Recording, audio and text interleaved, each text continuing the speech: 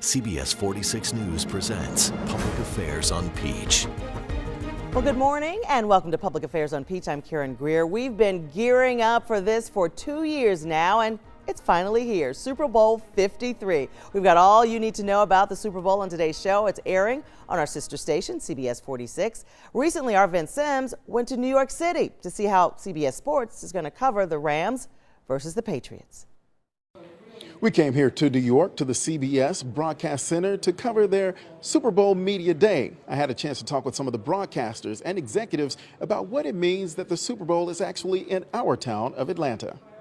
Atlanta's rich civil rights history is something that must be showcased and talked about. But I would also hope that those other areas of Atlanta that contribute significantly to the character of the city get a showcase as well too, and that's incumbent upon me, people like me, to make sure that spotlight is on them as well too.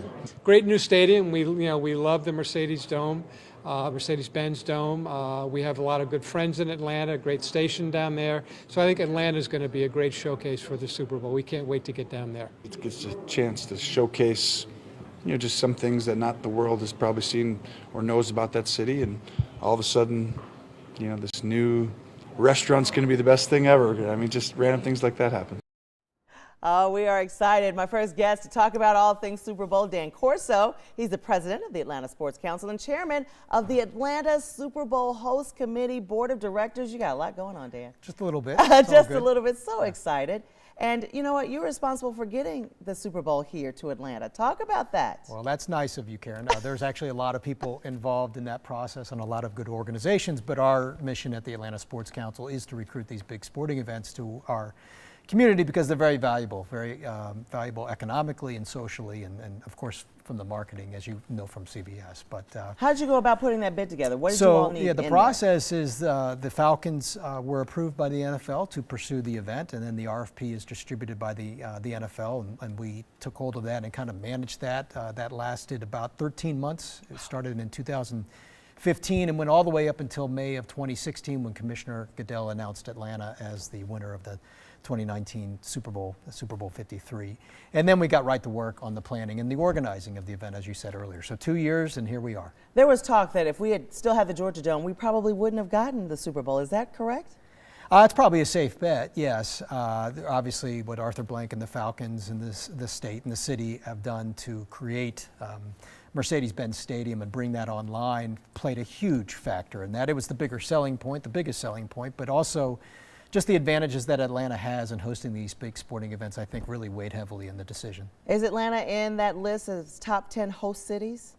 It's number one. It is How about number that? one? Is that good for you? Yeah, it's We'll got to take be. Well, that. well, think about it. We have the history of hosting the biggest sporting events in the world, going all the way back to the Summer Olympics in 1996, and we've had now our third Super Bowl coming up.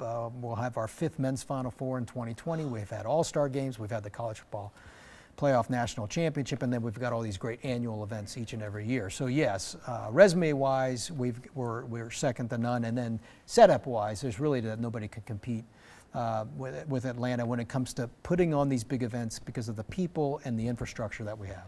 What is it like to know all eyes are on Atlanta as we get ready for this big game? Well, it's exciting. It's a great opportunity for us to showcase Atlanta. It's been 19 years since our last Super Bowl, which is incredible. Very excited to have it back. It's much bigger than it was back in 2000, Super Bowl 34, when we last had it. It's now a 10-day event, including a game. Yes.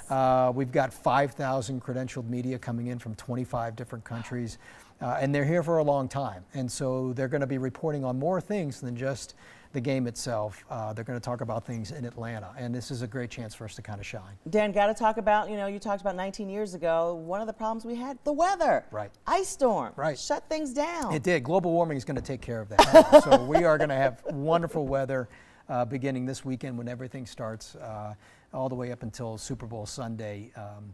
We're hoping for blue skies. I heard snow. That's fine as long as it's blue skies, because visually that looks great. People feel good when it's sunny outside. But you never know. We're prepared either way. I mean, the fact is the stadium's going to be spectacular inside. It sure will. Now, you talked about 10 days of events. That's the first for this. Super Bowl experience. What can people expect? You don't have to have a ticket to go to the game to really experience Atlanta at its Super Bowl finest. Right, and that's, I think, the great thing about a Super Bowl when it comes to a city is that you don't have to have a ticket to the game, although that would be wonderful. They're awfully pricey.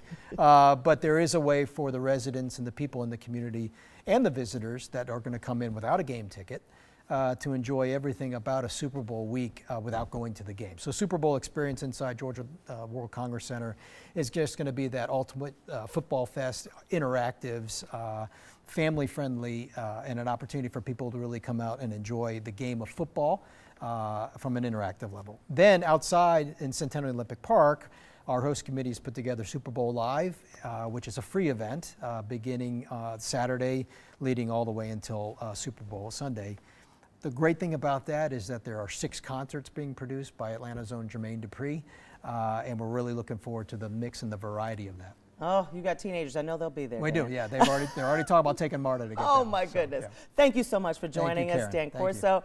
When the Super Bowl edition of Public Affairs on Peach returns, Super Bowl traffic and Marta's role in helping to relieve it. We'll be right back.